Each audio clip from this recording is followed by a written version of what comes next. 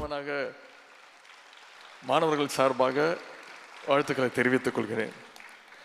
ஆசிரியர் பணி என்பது மற்ற பணிகளைப் போல கிடையாது.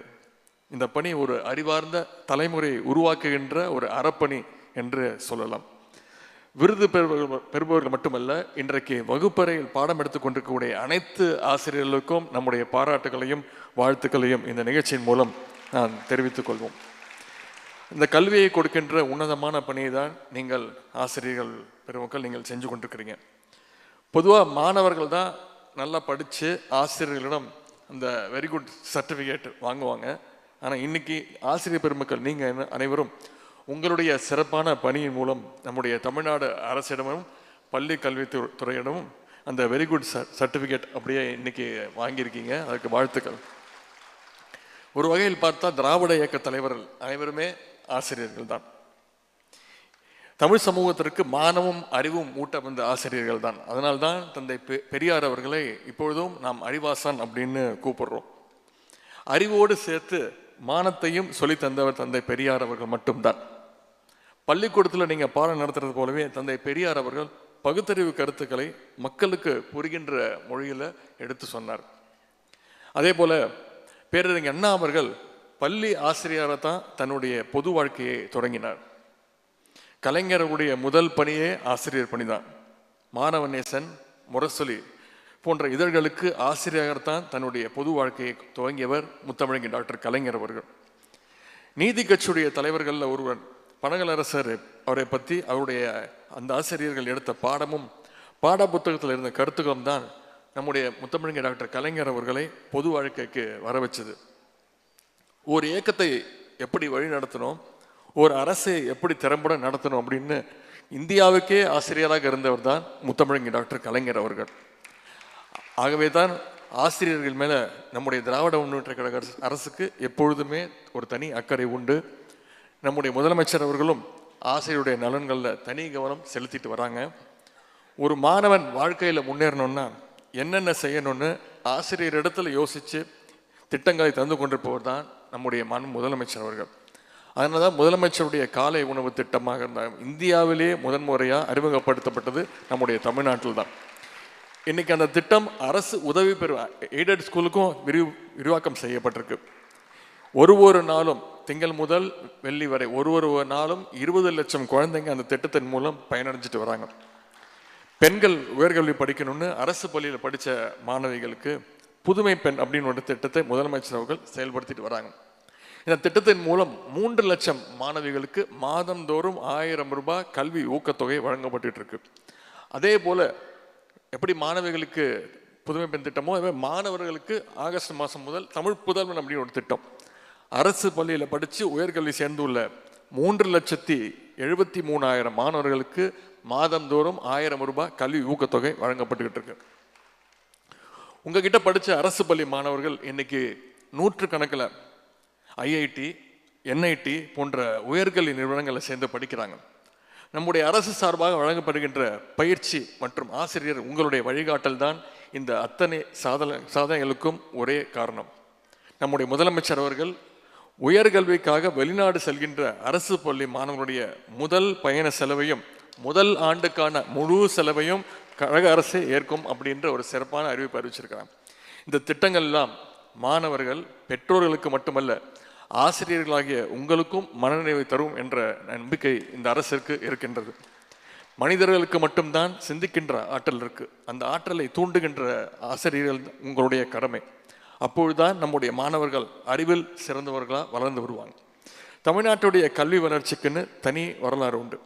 நீதி கட்சி காலத்தில் தொடங்கி திராவிட மாடல் ஆட்சி வரை 100 ஆண்டுகளுக்கு மேற்பட்ட வரலாறு இந்த வரலாறு. நம்முடைய அரசனுடைய பாடத்திட்டத்தை பற்றி ஒருவர் குறை சொல்லியிருக்கிறார். உங்களுக்கு தெரியும், நேற்று முன்தினம் அவருக்கு நம்முடைய பள்ளி கல்வித்துறை அமைச்சர் நண்பர் அன்பில் மகேஷ் பொய்யாமொழி அவர்கள் ஒரு சிறந்த பதிலை கொடுத்திருக்கின்றார். ஆனால் என்னை பொறுத்தவரை மாணவர்களை சுயமாக சிந்திக்கின்ற தூண்டுகின்ற கல்வி முறை தான் சிறந்த கல்வி முறை. அந்த வகையில் பார்த்தா இந்தியாவிலேயே தமிழ்நாட்டின் கல்வி முறை தான் மாணவர்களை சிந்திக்க வைக்கின்ற, எதையும் ஏன், எதற்கு, எப்படி என்று பகுத்தறிவோடு கேள்வி கேட்கின்ற கல்வி முறையாக நம்முடைய தமிழ்நாட்டுடைய கல்வி முறை அமைஞ்சிருக்கு. நம்முடைய தமிழ்நாடுடைய பாடத்திட்டத்தில் படித்த எத்தனையோ பேர் மிகச்சிறந்த விஞ்ஞானிகள்லாம் வந்திருக்கிறாங்க. வீரமுத்துவேல் மாதிரி இஸ்ரோவில் பெரிய பொறுப்புலையும் இருக்காங்க. நம்முடைய அரசு பள்ளியில் உங்களிடம் படித்த மாணவர்கள் பல பேர் இந்தியாவிலையும் வெளிநாடுகளையும் ஐடி துறையில் பெரிய பெரிய பொறுப்பில் இருக்கிறாங்க. அப்படி இருக்கும்பொழுது தமிழ்நாட்டுடைய கல்வி முறையை குறை சொல்றதை எந்த நாளும் நாம் ஏற்க முடியாது. அப்படி யாராவது குறை சொன்னால் அது நம்முடைய பள்ளி மாணவர்களை, நம்முடைய ஆசிரியர்களை அவமதிக்கிறதுக்கு சமம். அதனை நம்முடைய முதலமைச்சர் அவர்களும் நம்முடைய திராவிட மாடல் அரசும் என்றைக்கும் அனுமதிக்க மாட்டார்கள் என்று கூறிக்கொண்டு, யார் என்ன சொன்னாலும் இப்போ நம்முடைய சிலபஸ் படிக்கின்ற மாணவர்கள் தான் எதிர்காலத்தில் இன்னும் பல சாதனைகளை படைக்கப் போவது உறுதி என்று கூறிக்கொண்டு, இந்த சாதனைக்கெல்லாம் இங்கே வந்திருக்கின்ற ஒவ்வொரு ஆசிரியர்கள் நீங்கள் ஒவ்வொருவரும் அடிப்படை காரணம் என்பதையும் நான் இங்கே கூறிக்கொள்ள விரும்புகின்றேன். நம்முடைய பள்ளி கல்வித்துறை அமைச்சர் அவர்கள் என்னுடைய துறை நிகழ்ச்சியை விட நான் அதிகமாக கலந்து கொள்வது அவருடைய துறை நிகழ்ச்சி தான். நான் எந்த மாவட்டத்திற்கு சென்றாலும் அங்கே ஏதாவது ஒரு நிகழ்ச்சி ஏற்பாடு செஞ்சிருவார். நேற்றும் இன்றும் நான் செங்கல்பட்டு காஞ்சிபுரம் மாவட்டத்தில் நிகழ்ச்சியில் கலந்து கொள்வதாக இருந்தது. அவர் இடத்துல கேட்டார், நான் 5ஆம் தேதி ஆசிரியர் தின நிகழ்ச்சி நடத்த வேண்டும் என்று நீங்கள் கலந்து கொள்ள வேண்டும் என்று கேட்டார். நான் ஊரில் இல்லை அப்படின்னு சொல்லிட்டேன். காஞ்சிபுரம் செங்கல்பட்டு மாவட்டத்தில் ஆய்வு நிகழ்ச்சிகள், திருமண நிகழ்ச்சிகள்லாம் இருக்குன்னேன். உடனே என்ன சொன்னேன், நான் அங்கேயே நடத்திடுறேன், நீங்கள் எங்கே இருக்கீங்களோ அங்கேயே நான் நிகழ்ச்சியை நடத்திடுறேன் அப்படின்ட்டார். நானும் அவருடைய நிகழ்ச்சிகளை பெரும்பாலும் கலந்து கொள்வது எப்படியாவது கலந்து கொள்வேன். ஏன்னா இங்கே இருக்கிற அமைச்சர்களே பார்த்தீங்கன்னா அவர் தான் அதிகமாக சுற்றிக்கிட்டே இருப்பார். எப்பயாவது பார்த்தீங்கன்னா ஒரு பள்ளியில் போய் ஆய்வு செஞ்சுட்டு இருப்பார். அப்படி இல்லைன்னா வெளிநாட்டில் இருப்பார். வெளிநாட்டில் மாணவர்கள் ஆசிரியர்கள்லாம் கூட்டிகிட்டு, நன்றாக படிக்கக்கூடிய மாணவர்கள், சிறப்பாக செயல்படக்கூடிய ஆசிரியர்கள்லாம் கூட்டிகிட்டு வெளிநாட்டுக்கு போயிடுவார். ஒரு வாரத்துக்கு முன்பு கூட பார்த்தீங்கன்னா அவர் ஹாங்காங்கில் இருந்தார். இப்படி அவர் எப்பெல்லாம் சென்னைக்கு வந்துடுறாரோ, தமிழ்நாட்டுக்கு வந்துடுறாரோ, அதனால் அவரை நான் எந்த நிகழ்ச்சிக்கு கூப்பிட்டாலும் கலந்து கொள்வது அதை தவிர்க்க முடியாமல் கலந்து கொள்வேன். அந்த வகையில் இன்னைக்கு இந்த நிகழ்ச்சியில் கலந்து கொண்டிருக்கின்றேன். இந்த நேரத்தில் இங்கே வந்துள்ள ஆசிரியர்களுக்கு விளையாட்டுத்துறையினுடைய அமைச்சர் என்ற வகையில் ஒரு கோரிக்கையை முன்வைக்க விரும்புகின்றேன். வழக்கமாக நான் வைக்கின்ற கோரிக்கை தான், நீங்கள் எல்லாம் விருது பெற்றுள்ள ஆசிரியர்கள், நீங்கள் விருது பெறுவது போல நம்முடைய மாணவ செல்வங்களும் விளையாட்டில் பதக்கங்களை பெற வேண்டும். அதற்கு நன்றாக விளையாடுகின்ற மாணவன் ஆரோக்கியமாக இருப்பான். ஆரோக்கியமாக இருக்கக்கூடிய மாணவன் தான் நன்றாக படிப்பான். எனவே பிடி பீரியடை மட்டும் தயவு செய்து கடன் வாங்காதீங்கன்னு நான் கேட்டுக்கொள்கின்றேன். அதேபோல் இன்னொரு கோரிக்கை, விளையாட்டுத்துறையின் சார்பாக நாங்கள் இன்னைக்கு வருடம் முதலமைச்சர் விளையாட்டு கோப்பை போட்டிகள் நடத்தி கொண்டிருக்கிறோம். பல்வேறு போட்டிகள் நடத்திட்டு இருக்கிறோம். இந்த நேரத்தில் பள்ளி கல்வித்துறைக்கு அமைச்சர்களுக்கு உங்கள் மூலம் ஒரு கோரிக்கை, ஆசிரியர்களுக்கும் எப்படி நாங்கள் மாணவர்களுக்கு போட்டி நடத்துகிறோமோ ஆசிரியர்களுக்கும் போட்டி நடத்துங்க. நம்முடைய விளையாட்டுத்துறையும் உங்களுடைய பள்ளி கல்வித்துறையும் சேர்ந்து இந்த போட்டி நடத்த வேண்டும். ஆசிரியர்கள் நீங்கள் விளையாண்டாதான் குழந்தைகளையும் மாணவர்களையும் நீங்கள் விளையாட விடுவீங்க. எனவே அந்த கோரிக்கையும் இந்த நேரத்தில் நான் வைத்துக்கொண்டு, ஆசிரியர்கள் உங்களுடைய பல்வேறு கோரிக்கைகள் வச்சிருக்கிறீங்க. அண்ணன் லியோனி அவர்கள் சொன்னது போல, அண்ணன் நண்பரசன் அவர்கள் சொன்னது போல, இது டெங்கு காய்ச்சல்லாம் கிடையாது, சாதாரண ஒரு வைரல் ஃபீவர் தான்.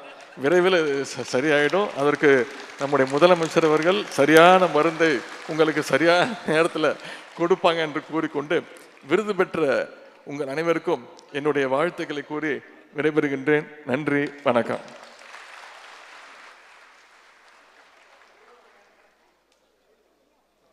மாண்புமிகு அமைச்சர் அவர்களுக்கு மனமார்ந்த நன்றி. ஆசிரியர்களுக்கு டாக்டர் ராதாகிருஷ்ணன் விருது வழங்கி சிறப்பிக்கப்பட உள்ளது. ஒரு சிறந்த ஆசிரியரின் தாக்கம் வகுப்பறைக்கு அப்பாலும் நீடித்திருக்கும். ஒருவர் பள்ளி படிப்பை முடித்து சென்றாலும் அவரின் மனதில் சிறந்த ஆசிரியர் என்றும் நீடித்திருப்பார். அத்தகைய சிறந்த ஆசிரியரே அந்த பிள்ளை தன் வாழ்வில் உயர்ந்து நிற்க வழிகாட்டியாக இருப்பார். அத்தகைய சிறந்த வழிகாட்டிகளான ஆசிரியர்களுக்கு டாக்டர் ராதாகிருஷ்ணன் விருது வழங்கி கௌரவிப்பதில் பெருமை கொள்கிறது தமிழ்நாடு அரசு. உடனுக்குடன் செய்திகளை தெரிந்து கொள்ள சன் நியூஸ் பெல் ஐகானை கிளிக் பண்ணுங்க.